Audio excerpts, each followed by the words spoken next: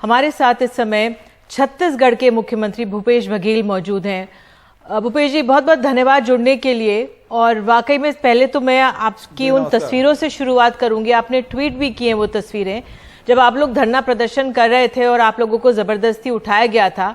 अन्य बीजेपी के कांग्रेस के पदाधिकारी हैं वहां पे, लेकिन आप एक राज्य के मुख्यमंत्री हैं और जिस तरह से उठाया जा रहा था, क्या हुआ उस समय, जरा बताइए। देखिए, राहुल जी निकले, उसके बाद हम लोग पैदल जा रहे थे और उसके बाद उन्होंने बैरिकेटिंग वहाँ की और रोक दिया हमको आगे जाने से। तो हम लोग वहीं बैठ गए और 3-4 लोग ही बैठे थे और इतने में बोले कि आप इस 44 धारा को उल्लंघन कर रहे हैं। हमने कहा भाई 5 लोग जा सकते हैं, तो 4 ही बैठे हैं, तो हमको क्यों रोका जा रहा है, हमको जाने दिया जाए। लेकिन आप बोले कि आप जा नहीं सकते। हम वहीं बैठे रहे और फिर एक एक लोगों को घसीट के पुलिस के डग्गे में ठूंसा गया बेरहमी से, जिसमें हमारे सांसद हैं और मंत्री हैं। इन लोगों के साथ भी दुर्व्यवहार किया गया और जिस प्रकार से झुमा झुटकी हुई है वो तो सब वीडियो में दिख रहा है, उसको बताने की ज़रूरत नहीं है। जी, आपने ट्वीट भी किया कि पुलिस ने आपको रोका बाद में जब आप कहीं जा रहे थे। क्या हुआ? कांग्रेस अब की रणनीति क्या है? जो आप लोग तमाम लोग मौजूद हैं, राहुल गांधी की तो ईडी में पूछताछ चल रही है, लेकिन आप लोग जो एक सत्याग्रह कर रहे हैं, उसको कहा जा रहा है, जो आपका प्रदर्शन है उसको आप लोग सत्याग्रह कह रहे हैं, क्या योजना है? कुछ एक रोड मैप बना है क्या? देखिए, इसी में दोपहर में सुबह ही अधीर रंजन चौधरी जी को, केसी वेणुगोपाल जी को, बहुत सारे हमारे सीनियर लीडर हैं, राज्यसभा लोकसभा सदस्य हैं, पार्टी के पदाधिकारी हैं, सबको गिरफ्तार कर लिया गया। तो मैं बदरपुर थाने जा रहा था, मेरे साथ में मुकुल वासनिक जी थे और साथ में मनीष चतरथ जी थे।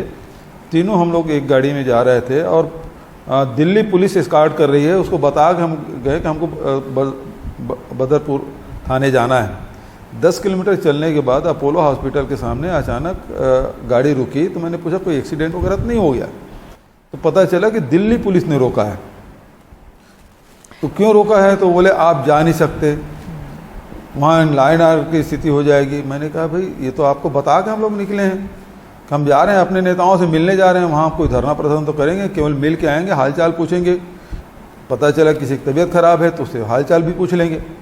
लेकिन यहाँ से जब दिल्ली पुलिस को हमको एस्कॉर्ट करके ले जा रही है तो उनको पता था तो हमको एआईसीसी में रोक देते।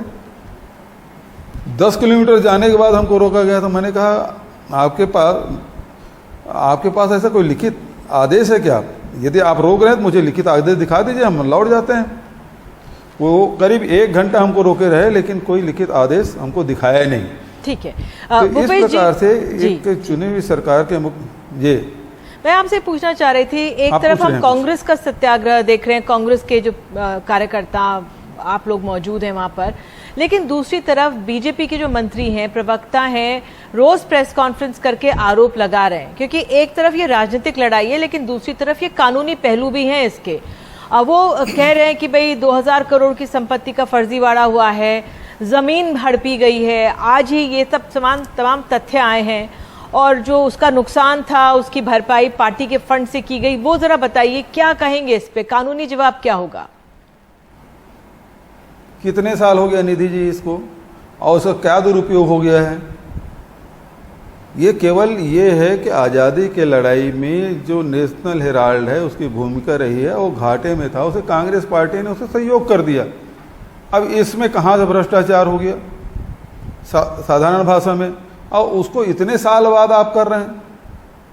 और दूसरी बात ये सवाल एक बात खड़ा होता है कि 8 साल हो गए सरकार को, एक भी भारतीय जनता पार्टी के नेता के खिलाफ ईडी, आईटी, सीबीआई ने कोई कार्रवाई की हो? बता दीजिए। जितने भी गैर भाजपा शासित राज्य हैं उनके चाहे मंत्री हो, मुख्यमंत्री हो, रिश्तेदार हों, सब उसी के खिलाफ कार्रवाई हो रही है। और जो गैर भाजपाइया थे और वो भाजपा में शामिल हो गए, जिनके खिलाफ कार्रवाई की गई थी, अब वो सब समाप्त हो गया। तो ये सीधा सीधा ये बता रहा है कि आप सेंट्रल एजेंसियों का दुरुपयोग कर रहे हैं। चाहे वो यूपी हो, बिहार हो, चाहे केरल हो, महाराष्ट्र हो, बंगाल हो, सब जगह आप देखेंगे कि आप सेंट्रल एजेंसी को दुरुपयोग कर रहे हैं विपक्ष के नेताओं को दबाने के लिए। आपने यूपी का जिक्र कर दिया, आपने कहा कि सेंट्रल एजेंसीज का दुरुपयोग हो रहा है। यूपीए पे जो वहां पे बुलडोजर चल रहे हैं, क्या उसका आपका संकेत उस ओर था क्या?